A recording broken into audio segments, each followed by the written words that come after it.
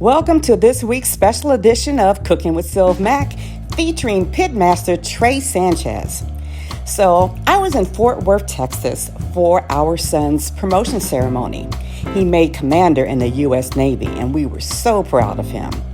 Anyway, after the ceremony, we went back to the house, and that's when I met a real-life pitmaster, Trey Sanchez. Oh my goodness, y'all know I was over the moon happy. Y'all know who he is.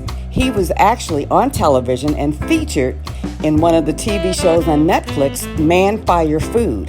He also has been cooking for the past 30 years, and you know I had to get some tips from him.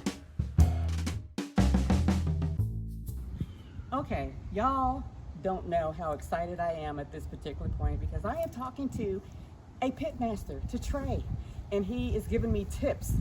So, I have been wanting to cook beef ribs. Give me 2 good tips. One if you want, but whatever you want to tell me and how I can improve it.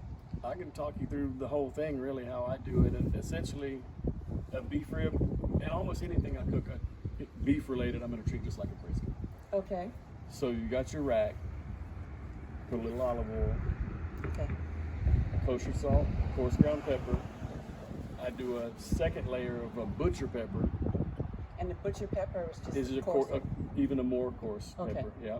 And then a light dust of garlic, and then give it its smoke. Beef ribs tend to take 8-ish hours. Ooh, okay. I cook them at 250. About half of that's going to be smoke. You'll know when it's got enough smoke because it's got the color that you're looking for. Okay. Some people don't wrap theirs at all. I do like to wrap mine. Again, just like I do briskets, I'll wrap them in a butcher paper. Wow. Okay. And then I'll make a little foil basket. Okay. And I just kind of fold it up around the whole rack of ribs, put them back in there to finish it off.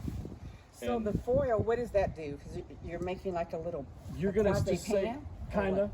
You're going to save all that juice in there, and it's going to help just kind of steam it a little bit with those juices, but not too much to where it's going to be like a roast. That Okay. paper on top is going to allow it to breathe, but that steam and the juices in there are just going to help it tenderize a little bit more. Ooh.